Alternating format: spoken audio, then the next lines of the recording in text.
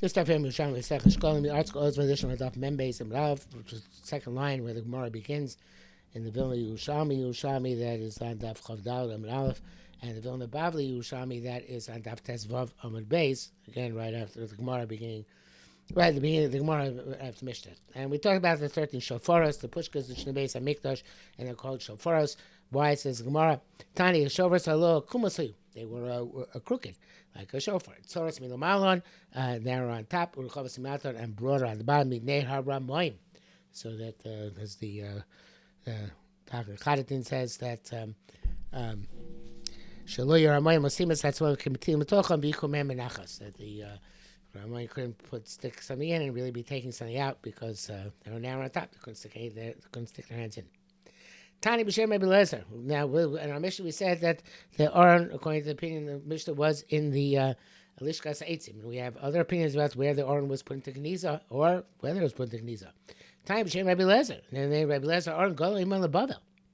Aron went to the Bavel with them. Matam, what pasuk teaches this idea? The pasuk Malachim Beis Chof Yuzayin Hinei Amin Ba'im, and he saw Kolasha Bebeischa that it's going to be everything in your house will be removed. Asher Otzu Abasacha Adayom Hazeh, and everything that your fathers have collected today Bavela, they'll be brought to Bavel. Lo Yibaster Davar Amar Hashem. Nothing will be left. Okay, so that's the full pasuk, and the Gemara cites the end pasuk of Matam. Lo Yibaster Davar Amar Hashem. Ein Davar. There's nothing to be left. Ain't, but the way the Gemara is learning it, ain't davar elisha dibros besocho. So the what is this? The davar. That's talking. It says Tanya Shembelozer ain't davar. Though it never kosher beischal. It says already everything in the house, everything included. Said davar. Nothing's going to be left over.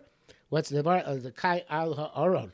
It's going on the Aron, that the Aron will not be left. It too will be taken, and the reference is the Dibros Satocho. That is, the Aron is the Davar in the sense that the Dibros, the Dibros were within the Aron.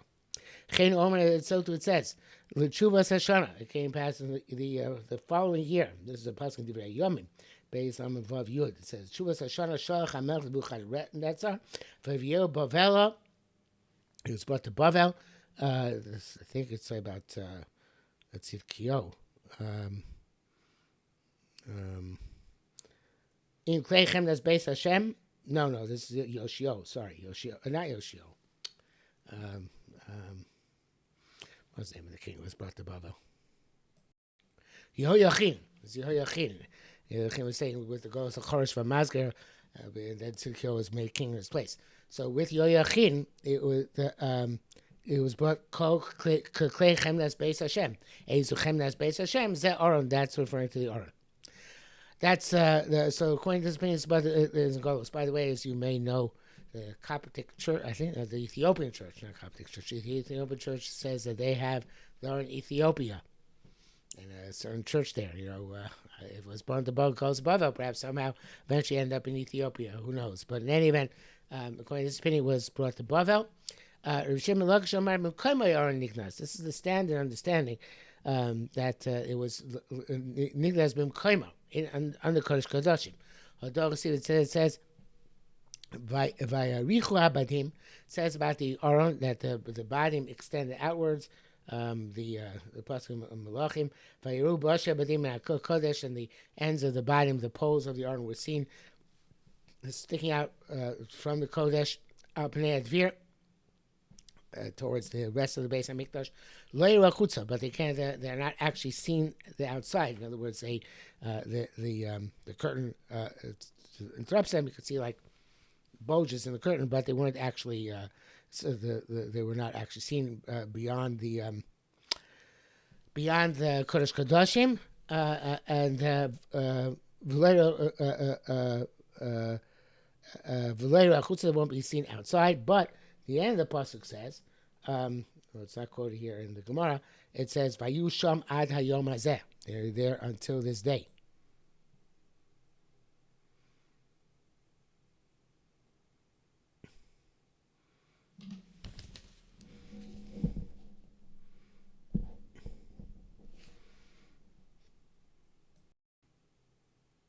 as the Korban Eda points out, say the Krav Yusham Adayom Hazeh means they remain there. It's just they're put underneath. It's a Meshech Chachma somewhere, I forget where it is, who says that I bring it down to B'tei Sheshem B'Abasar. I speak about the Kruvim outside Ches. I think that that it's the Aron has to be Makomo for certain halachas in Judaism, including perhaps even the Avodah Yom Kippur. So Makomo would mean that it's below the surface, but still in its place, right, in the under the Kodesh Kodashim. The Ksivayru Vatamar V'Loyeru. So now the Gemara goes off in a bit of a tangent. It says Vayiru, and then it says Loyeru. In other words, the pasuk says Vayichu B'dim Vayiru. Moshe B'dim Minakosh. That says V'Loyeru Chutza. That says they're not seen. So either we're seen or weren't seen. So which way is it? See, Vayiru Vatamar V'Loyeru. Elanir V'Lonirin. They're seen but not seen. Boltin, they bulge through the curtain, and they can be noticed like the two breasts of a woman. In other words, that they're not seen, of course, because they're covered, but you can see that they are there. So that was the bulge, which is seen through the curtain. Rabbanan say, Belishkas adir eitzim or ninas, as our Mishnah said, it was lishkas adir eitzim, place where they stockpile and check the wood. And Ma'aseh Kohen Echad Ba'amum, there's an elaboration what it says in our Mishnah. Then Ma'aseh Kohen is Ba'amum, Shea Omed, who was standing there, Maftzia Eitzim. And he was checking the wood. The Girsa, the Tachan Chatin is Maftzio. Whatever the Girsa is, the point is that he was checking the wood for the worms, and the Maftzio would mean that Maftzio would both mean that he was cracking them open. He was opened up the wood in order to make sure there are no worms inside. And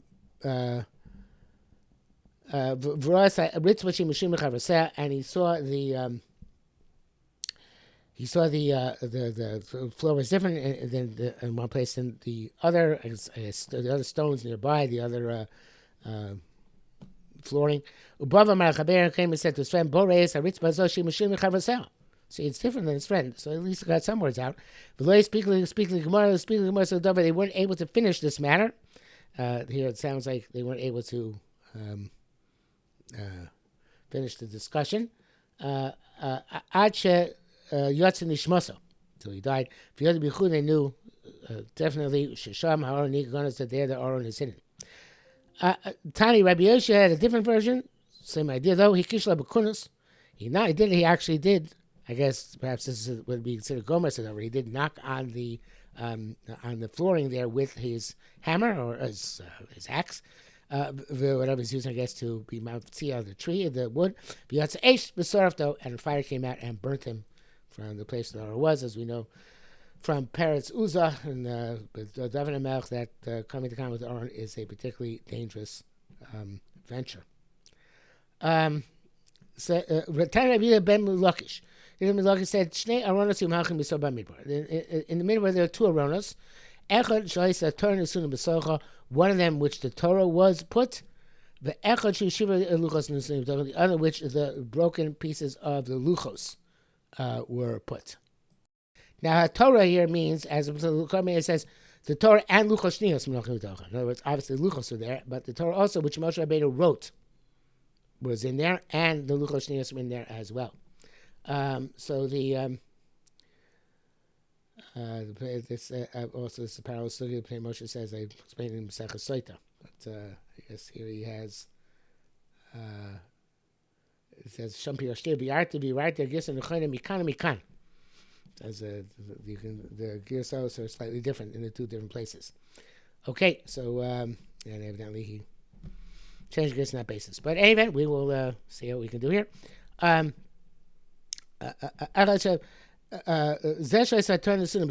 one which the Torah was placed in, that was the one which was in the Omoid.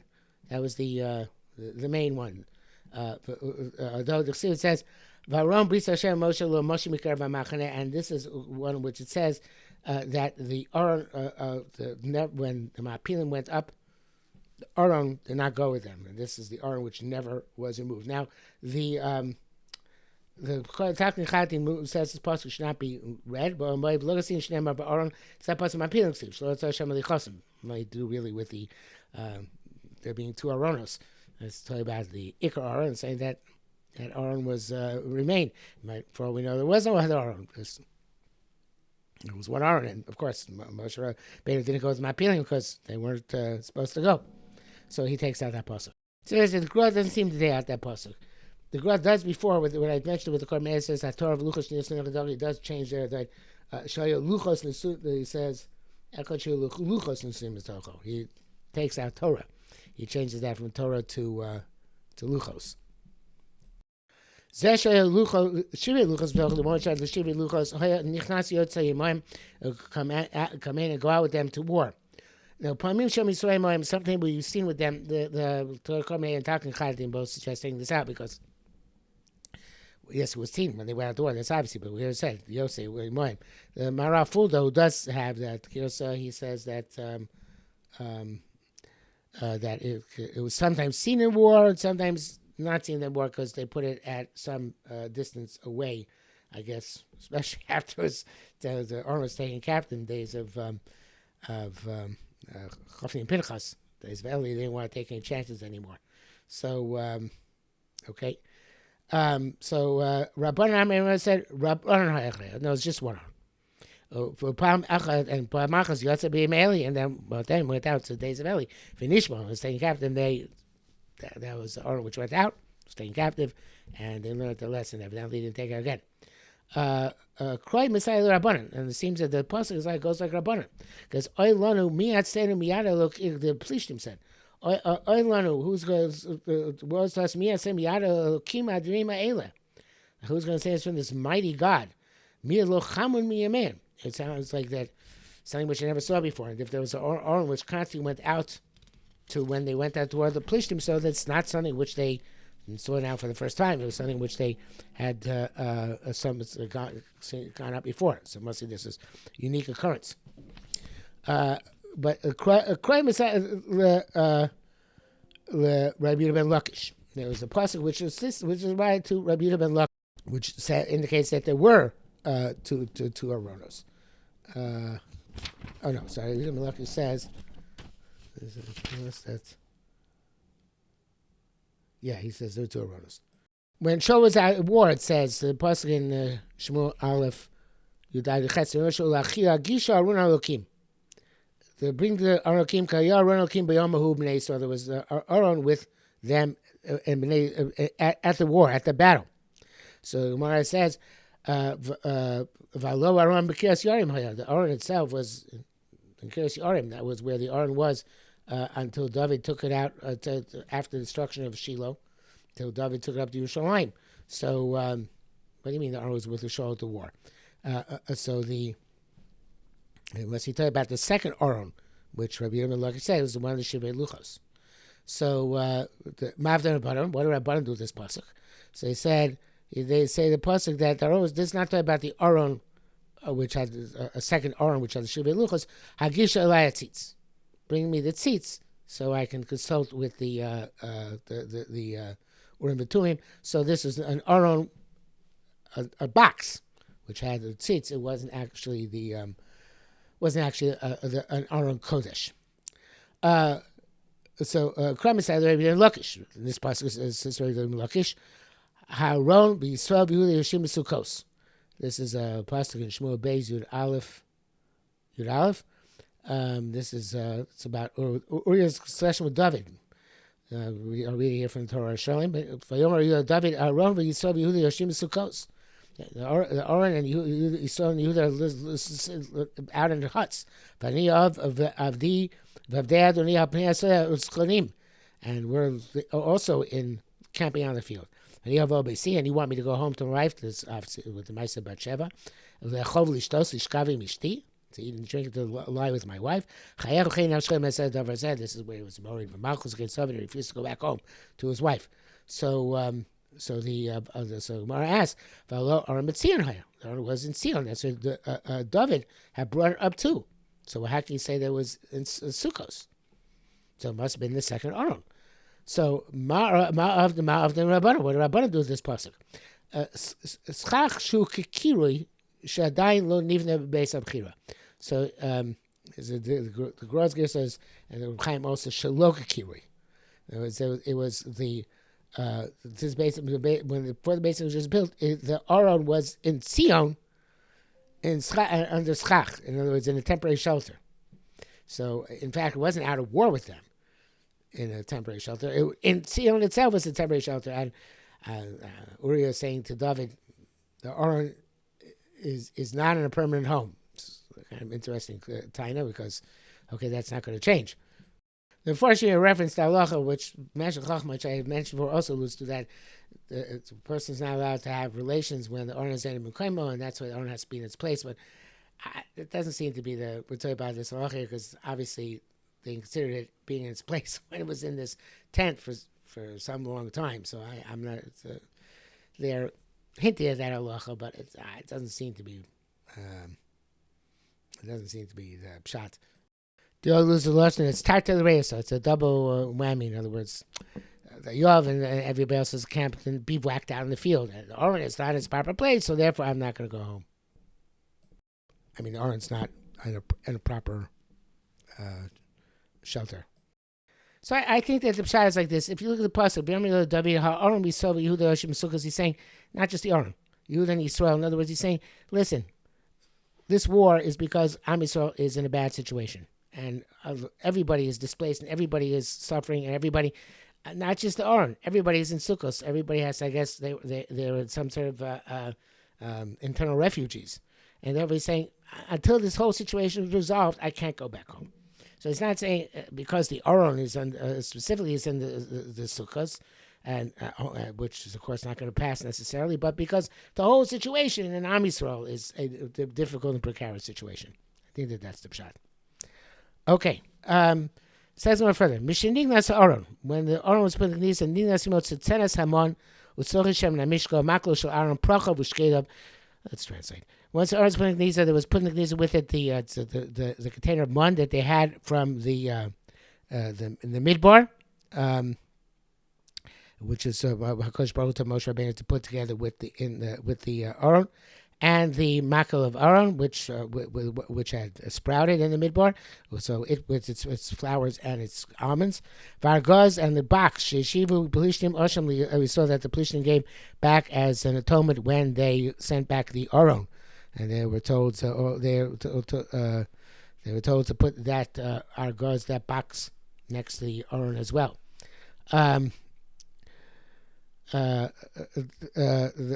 Mignazo, who put into Gniza? So this is according to me, it wasn't taken to Bavel, right? It was put into Gniza, put into hiding, either in the Kodesh Kodashim or in the Lishkas Eitzim. Yoshioganosel. He put in Yoshio put in the Gniza. Came and showed because of Yolich Hashem Moscheves Makacha Shetokim Alecha Goyesh Oledata, when since he saw a prophecy, because Baruch take you and the king which he placed upon you to a nation you do not know, Atava Vosecha, you which is not known by you and your forefathers. Amadu Gnazo. He stood up and he put it into Gniza. Although the Chsiv is that which it says, Vayom Levim HaMevinim B'chol Yisrael HaKadoshim LaHashem. He said to Levim who understood things, who interpreted things for Am Yisrael, who are sanctified to Kodesh Baruch Hu. Tenuas Aron HaKodesh B'Bayis Rabbano Shlomo ben David Melech Yisrael, placed Aron HaKodesh in the house which Shlomo built. Ein Lechem Asah B'Kadev. There's no carrying it in the shoulders anymore. The pasuk says, "Go and serve Hakadosh Baruch Hu and Am Yisrael," because the Masa B'Katev, the one which you would carry with the badim. Of course, that's not going to carry anymore. Now they weren't carrying it for a long time anyway, but it was a poetic way of putting it. So he's saying, as the Kabbalah says, "Nu as Aron HaKodesh Mukbais Hasam Havakai." It was already there. El Gniza put it into Gniza in the Beis Hamikdash. He said to him, if it's going to be taken to Bavel, you can't. It's not going to be able to bring it back anymore. And he said the way he explains it,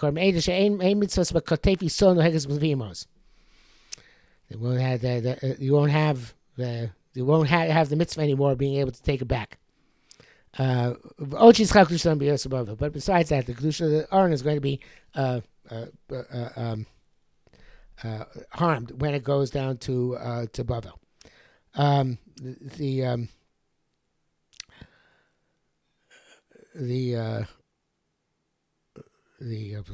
Moshe says, "Zimsha item azir son komei glechem Bavel shuba item azir son bikifechem fishavsha melchia kevis aron minegash kebusa," because the king of Bavel is going to keep it hostage on account of its significance. They say the Vatican has the menorah, though I don't believe that. But till this day, they keep it there. The Chaim says he saw Baruch HaKodesh that if they take it, they're not going to be able to give it back. And he darshes it from Ein Lachem Asar B'Katef. You're not going to take it back from your shoulders anymore. Although the Pasha this aron, which you till now had a mitzvah to carry B'Katef, there's no longer a mitzvah anymore because you put it in the Geniza. The way he's darshing it, the way Reb Chaim and the others understand is that I'm taking away from the Masar B'Katef. You're not going to be able to fill the Masar B'Katef. Sorry, now I'm taking away. That's what I said. Now I'm taking away from you. Is what I'm interpreting. The interpretation they're giving is that